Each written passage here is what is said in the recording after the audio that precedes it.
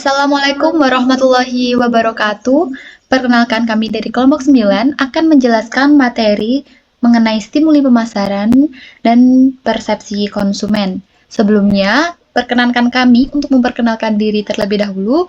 Saya Feni Elisa Cadam, kemudian ada rekan saya Mbak Andara Verliata Dewi dan Mbak Dewi Novianti. Nah, langsung saja masuk ke inti pembahasan. Jadi dalam dunia pemasaran, stimuli atau rangsangan itu memiliki peran penting dalam mempengaruhi perilaku konsumen.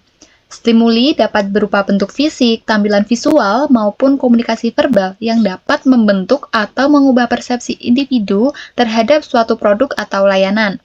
Nah, secara umum, stimuli juga terbagi menjadi dua kategori utama, yaitu stimuli pemasaran dan stimuli lingkungan. Nah, yang pertama, stimuli pemasaran. Stimuli pemasaran adalah setiap komunikasi atau stimuli fisik yang didesain untuk mempengaruhi konsumen. Jadi, stimuli pemasaran ini secara khusus dirancang untuk mempengaruhi keputusan dan tindakan konsumen dalam membeli atau menggunakan suatu produk. Nah, dalam stimuli pemasaran ini sendiri juga dibagi lagi menjadi dua jenis. Yang pertama ada stimuli utama atau primary stimuli, dan yang kedua stimuli sekunder atau secondary stimuli.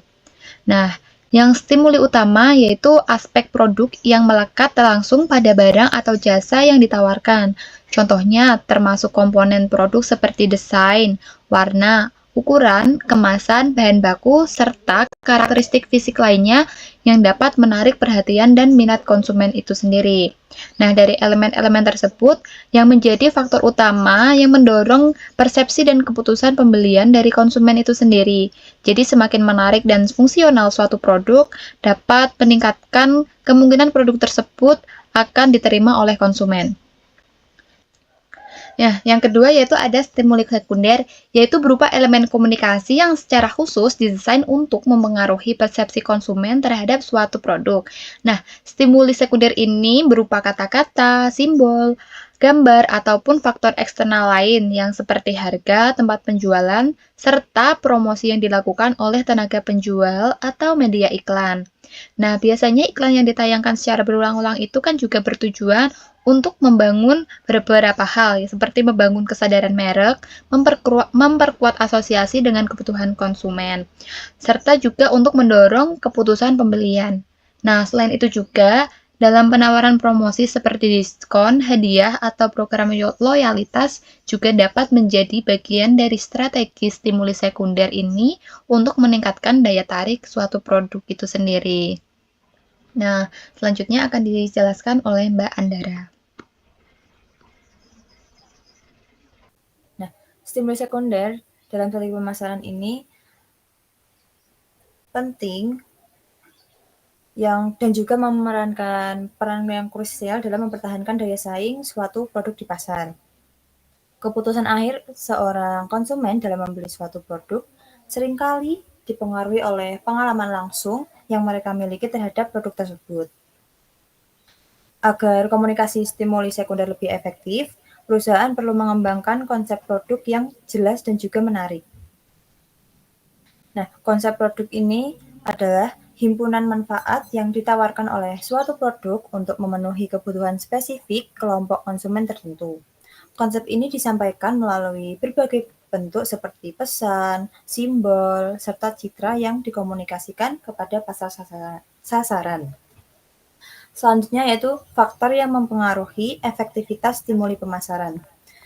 Yang pertama yaitu ada perhatian. Seberapa besar konsumen memperhatikan iklan atau komunikasi pemasaran. Lalu yang kedua itu ada pemahaman, yaitu seberapa baik konsumen memahami sebuah pesan yang disampaikan. Lalu yang ketiga itu ada penerimaan, yaitu seberapa besar konsumen menerima pesan tersebut sebagai suatu yang relevan dengan kebutuhan mereka. Lalu yang terakhir itu ada retensi, yaitu seberapa lama konsumen mengingat informasi tentang produk atau merek tersebut. Yang selanjutnya akan dijelaskan oleh Mbak Dewi Novianti. Baik, materi yang selanjutnya yaitu tentang stimuli lingkungan yang terdiri dari sosial dan budaya. Nah, selain ada stimuli pemasaran, di sini juga ada stimuli lingkungan yang merupakan stimuli fisik yang didesain untuk mempengaruhi keadaan lingkungan. Nah, stimuli ini bisa berkontribusi dalam proses pengambilan konsumen baik secara sadar maupun tidak sadar. Secara umum, terdapat dua faktor utama yang menentukan bagaimana suatu stimulus lingkungan ini dirasakan oleh individu. Yang pertama ada elemen indriawi atau sensory element, di mana elemen indriawi ini berkaitan dengan panca indera manusia yang terdiri dari penglihatan, pendengaran, penciuman, peraba, maupun perasa. Nah, faktor-faktor ini dapat menciptakan pengalaman yang kuat dan berkesan bagi konsumen yang pada akhirnya akan mempengaruhi keputusan mereka dalam membeli suatu produk.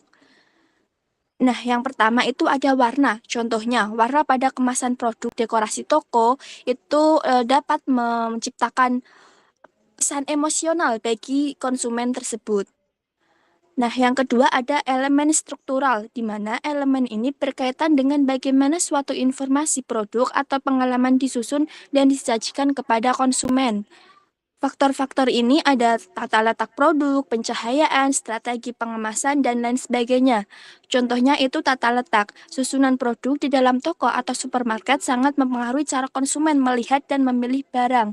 Produk yang diletakkan sejajar dengan mata cenderung lebih menarik perhatian konsumen dibandingkan dengan produk yang diletakkan di bawah. Nah, yang pencahayaan ini, misalnya pencahayaan hangat dapat memberikan kesan ramah dan nyaman, sedangkan pencahayaan yang tenang dapat memberikan kesan modern dan bersih. Nah, yang terakhir yaitu strategi pengemasan. Contohnya, kita membuat kemasan yang estetik tapi juga aman untuk produk kita. Maka dari itu akan menciptakan kesan yang baik untuk konsumen itu untuk memberi produk di kita lagi.